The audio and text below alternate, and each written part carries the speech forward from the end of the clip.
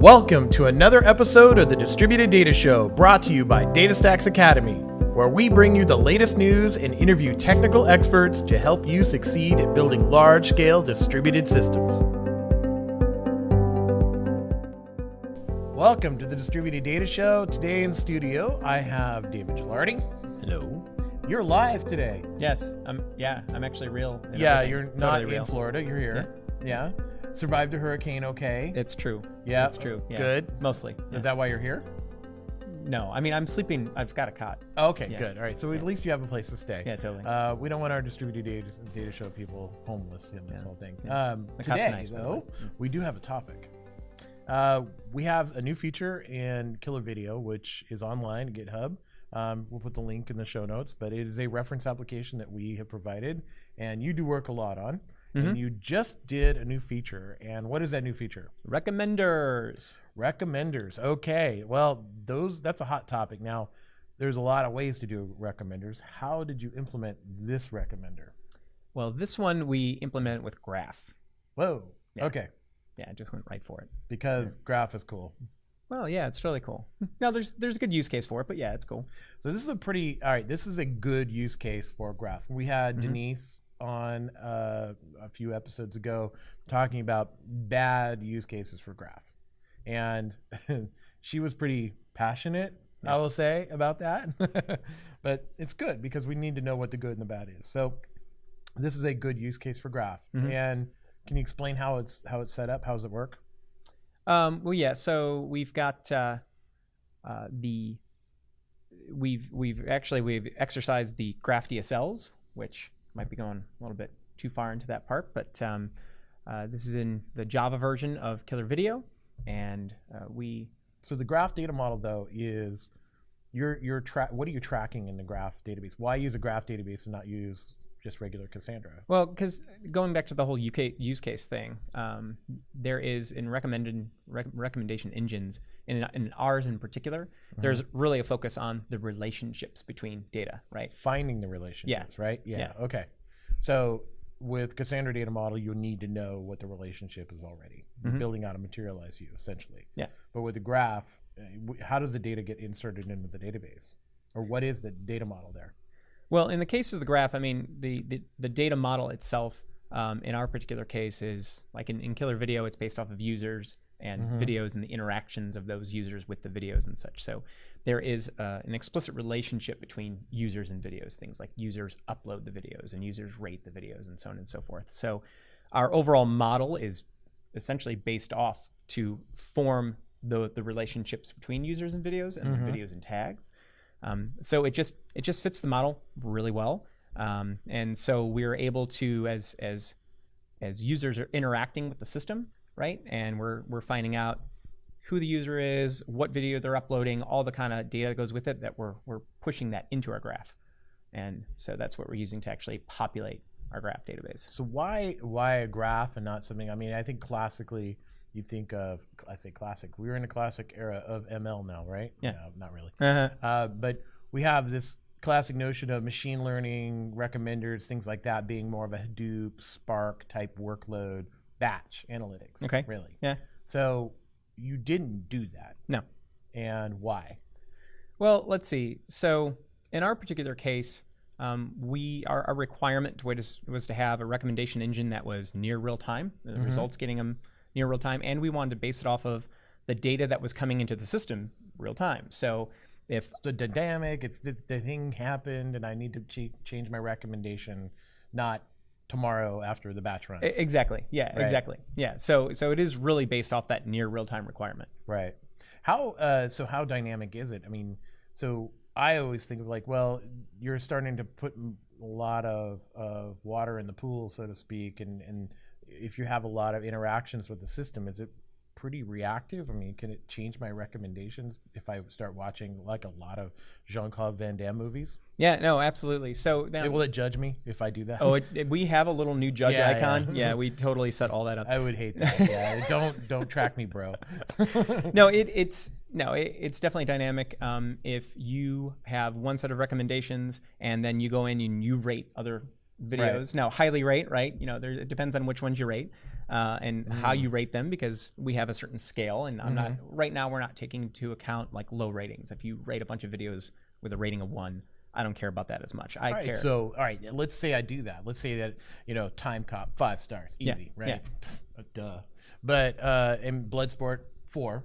Okay, that's I'm with that. Okay. But up there. Yeah. So those when I rate those, what is the traversal looking for in that case? Yeah, so in the case of our recommendation engine, the one that you see on the site itself, the one that's currently in code, it's actually a very simple engine. So it's going to take the videos that you've really liked, right? And our rating scale is 0 to 5, so we're looking at those that are 4 to 5. And then it's just going to simply look and find other users who have rated that same video or videos in that same range. And then it's going to find the videos that they really liked also in that high rating. So in this case, it's simply enough going, okay, I like stuff, you like stuff, and now I'm going to look at the stuff that you like. So it's going to recommend those things that the other users liked, and then it's going to exclude anything I've already watched, because we don't want to recommend the things that you just watched, right? That wouldn't be much of a recommendation. Oh, so if I won't get a recommendation to watch Bloodsport if I just recommended That's Bloodsport. Right. Yeah. Yeah. Good to know, because I mean, sure, that's an easy one. That's a softball, but give me something hard. So based on like the interactions of other users, so I'm just making sure that I understand this. So if you're a user watching videos and you rate them, and it's only on ratings, it's not just on usage, right? Right. Right now, we're making an assumption that if you rate a video, you've watched it, right? We're not factoring in how many views or anything like that. So if you've rated it, you watched it. Right. Okay. So I watched a video, I rated it, and somebody watched similar movies or stuff that I've rated 4 or 5, and they've rated 4 or 5. Yeah. And they're between the two of us. It's almost like you're creating this distinction between here. They may get movies that they have not watched, but I liked. And that's right. Vice versa. Yeah, that's exactly it. So we're kind of sharing. Yeah. Without knowing each other. Yeah. Yeah. And going back to what you're asking, like how dynamic that is. Yeah. So if you were looking at the recommendations you get right now, right? And then if you have, say, other users in the system who, while you were looking at some video, they're rating something else, or maybe you rate something else, the next time you go, you'll most likely see a difference, right? It'll recommend something a little bit different to you, really depending on that interaction. But it does take it takes users in the system actually doing things and rating things in order for it to change. Right. So if no one rates a movie, then it's going to be pretty bleak. Yeah. Matter of fact, if you if you go to the site right now, if you were to go to live site, and I mean, we've got hundreds of thousands of edges, rating edges, and that kind of deal, and so it's a good amount of data. But if you were to go there right now and not rate anything, you'd get nothing. Oh, because there's nothing to recommend until you've actually highly rated something. Well, sure, that makes sense. Yeah. You don't want to give like fake ratings, right? Because I'll get a movie I will not like, I'm sure. Yeah. And I'll be angry at you because your algorithm sucks. You're like, I didn't even. How do you know? Yeah. I do not want to watch Hope Floats. That's a horrible movie. I want to watch Bloodsport. That's funny. So that's really interesting. But then I think of volume in this case, and how you're trying to keep this as close to real time as possible, and there's got to be a limit to that. How do you manipulate that, or what's the strategies? What would normally be a strategy for manipulating that? Yeah, so there's a couple different ways that we're currently handling it, right? One strategy is by simply limiting the results, limiting how many branches essentially that you kind of allow the traversal. Yeah, the depth of how far into it you're going, right? Sure. And there is a trade-off there, because the more I limit my depth, the less accurate overall it's going to be. But in a case like this, it's maybe in the simple recommendation engine, it's not that big of a deal.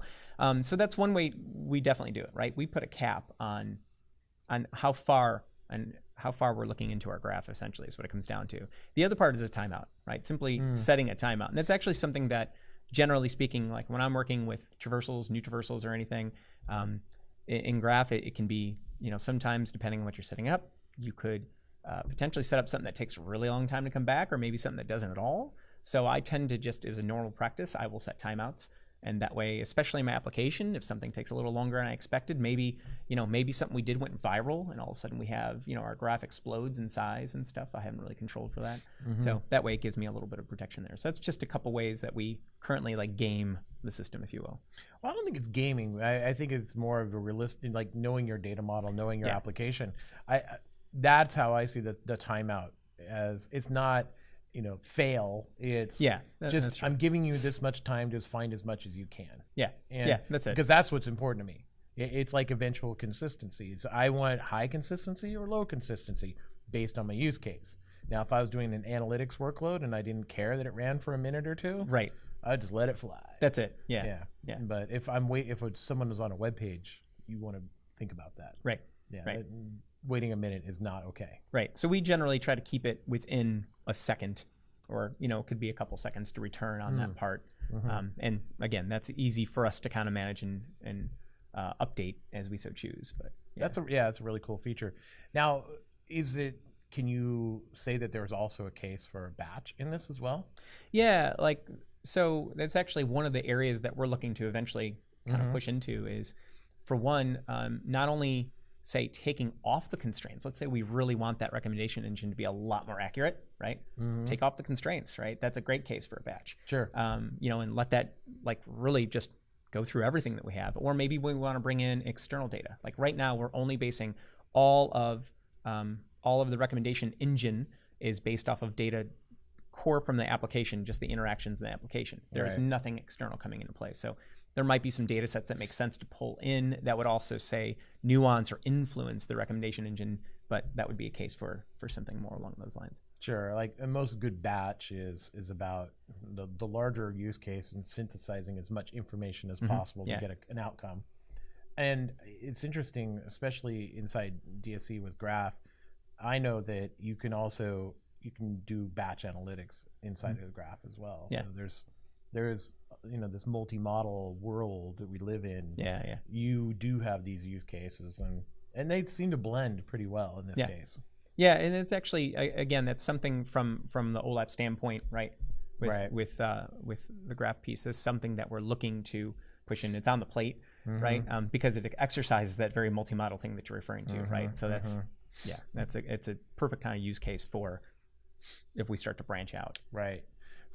So that's how it's implemented. So now let's talk about, or that's the use case and the data model, but how you actually program this. And I think there's an interesting story there as well. So you use Java for this? Yes. Right? Yes. Okay, so tell us about a little how that worked out. Right. So and just to mention from the KillrVideo standpoint, right?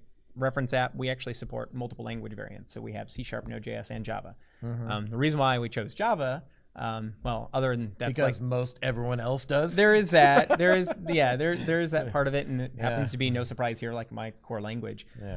But then it also supports Graph DSLs, right? And so as part of the whole process, though, I had DSL being domain specific. Yeah, I could probably mention what that means. Yeah, domain specific. Not like your network provider. Yeah, no. So it was actually a process of originally starting with both the Fluent and String APIs without DSLs, mostly because we're exploring, right, and exploring what that would look like and what direction we want to choose. And then DSLs were released. And took a look at them, it's night and day difference as far as I'm concerned anyway, because you can take these huge potentially traversals and sometimes pretty gnarly complex traversals, and you can encapsulate them in much more human readable, easier chunks of code to deal with and that kind of deal. So DSLs in general, maybe we can talk about that just for those of you who don't know about DSLs. The domain-specific language, what is the advantage? What are those typically used for? So one of the neat things, that if you look at the definition of like how DSLs are defined and that kind of deal, it is there to encode your gremlin in a language that is specific to your domain, right? So it's like, okay, what does that mean, right? And the example I like to use, like in KillrVideo, our particular domain is videos. So if I look at, say, the underlying gremlin traversals that we use to power this thing, you might have like g.v has whatever, some ID, and all these other steps that you go through, where the traversal the DSL traversal, right, might just look like killer video ad uploaded. Right. So all that stuff, that video ad uploaded, is now essentially, that's the language of our domain, right? So I know our domain is graph and gremlin, and the language is it's using you're defining what you want that to do, right? So it's like a big, almost like a macro or something in that kind of frame, right? Yeah. So you're shortening things up, making it easier to consume. Yeah, absolutely, exactly. So it is. So it essentially just helps us kind of, if you will, hide the gremlin part of the implementation and just put it back into a language that is specific to our particular domain. And that could be anything. It doesn't have to be video, right? It could be medical, or it could be, whatever. And it's interesting because the way you're describing it sounds very close to something like an embedded procedure, like a procedure call. Yeah. Is it similar to that? Yeah, I think it could be. Like PLSQL and Oracle World is, here's a bunch of business logic with a call that has something to do with the database. Yeah, no, I think that's fair. I do. I think that's fair because at the end of the day, underneath, right, even when you're reading out the DSL, all the gremlin, all the traversals are still underneath there. Right. And it's really just an abstraction layer that you put on. So I think that's fair. Like if you were to take the PL/SQL standpoint and you have all of this logic that's encapsulated within that, but then when you're calling it, right, you're essentially just calling that one function, and that function has the logic within it. So all you have to worry about really from the implementation is that function, and who's ever executing on the PL/SQL, all they have to worry about is that particular function. Yeah, and that sounds very interesting for the folks that are doing large scale development with Graph. So like how let's talk about some of those advantages for like an agile shop or somebody, large development crew that's doing a lot of work inside a Graph. Like what are some of those advantages? Yeah, so this is where, so this is one of the areas when I started getting into DSLs with this, I got like really excited. I started like you did get a little excited. Yeah, I was going nuts all over the Graph Slack rooms and everything, because what it was is, if you have somebody, let's say you have somebody who's like a domain expert, like an analyst or something like that, but maybe they're not the core coder, or they're not extremely familiar with Gremlin, or you have developers, engineers that are coming into your project, and again, they're not really well versed in Gremlin, or even just from a maintenance standpoint. I mean, I'm the one who was responsible for writing this stuff in here, so I had to understand the traversals and everything, and that's fun. I actually like that kind of stuff. But when you look at how complex some of the traversals get, especially if you think about, in the case of KillrVideo, I'll just give you an example. When you add a video, right? Once you upload a video, then I have to add the video vertex. I have to check, is it there or not? Then if it's not, I have to create it, add all of its properties. I have to create the edges from video and user and video to tag and do all these little things. And those themselves are not terribly complex, but when you start to build them up, it becomes complex, right? So if you take a look at the base Gremlin traversal you need to do those types of things, and you just threw that at someone who's trying to come into this code base and be effective, there's a learning curve associated with that. Right. But if you instead you have things encoded inside the DSL, then you can give them this language that's extremely simple. And just even from a maintenance standpoint, I found that once I had my DSLs defined and I had that in place, writing the code to handle all of my like CRUD operations and handle the recommendation engine, it was really pretty actually. Right. And it was just so easy.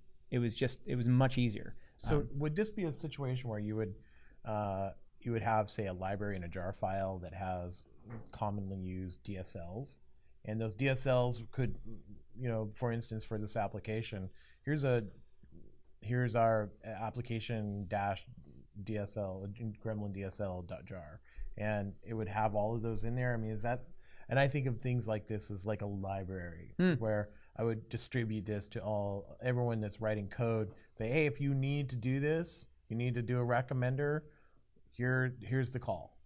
That's an interesting take on that. I mean, you'd have to come up with something new. Yeah, you'd have to at least juice. Yeah. So I mean, like you'd have to make an assumption though that it is important that the DSLs, they're going to be defined with a particular schema, right? So you have to ensure that the graph that you're interfacing with does match the schema that you've defined the DSLs. Store a library at something that doesn't have the schema. Yeah. So as long as you're good there, Totally, right? I mean, if you had an organization that actually had some established graphs, right? And you had these schemas out there, then as long as you knew that was going to kind of stay and you didn't have to worry about it, I mean, you can always update the DSLs later if you needed to, but as long as you have that and you can make that base assumption, you could probably do something like that. Yeah. No, I think we're just kind of working through a new feature now, aren't we? Yeah, maybe. Yeah, there might be some JIRAs after this.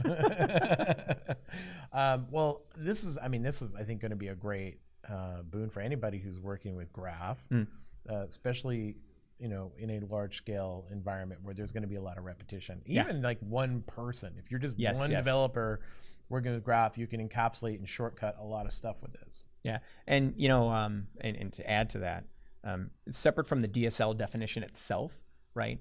There are some nice capabilities that come with the library. So when you add it in, they have the Gremlin DSL annotation, right? Obviously, this is just for Java.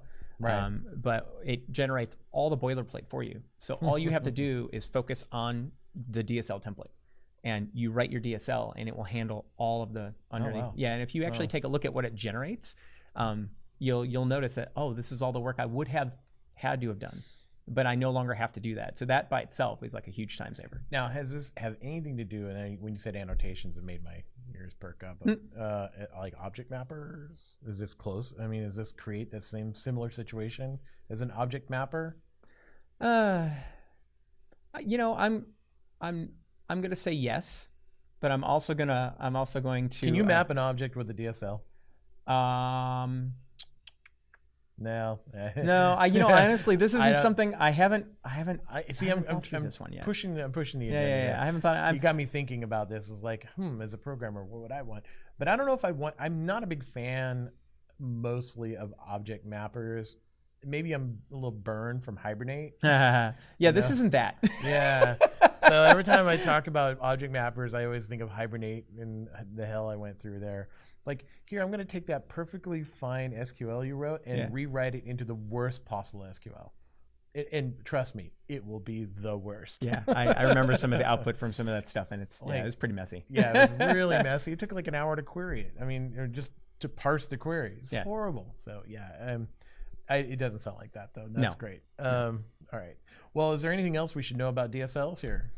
Or just go do it? No, go do it. I say go do it because and a matter of fact, I'm going to put out a shameless plug here for Stephen Millett's blog post, even though we should provide the link. Yeah.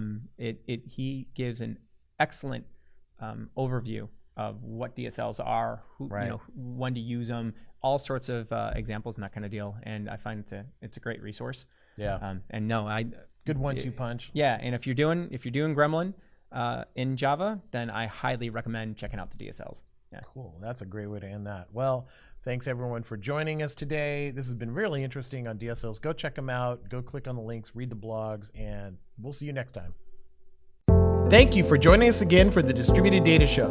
We love your feedback, so go to the Distributed Data Show page on DataStax Academy and tell us what you think. You can also find us on the DataStax Academy YouTube channel or find our podcast on iTunes, Google Play, or wherever you get great podcasts. While you're there, make sure and subscribe so you don't miss a single episode.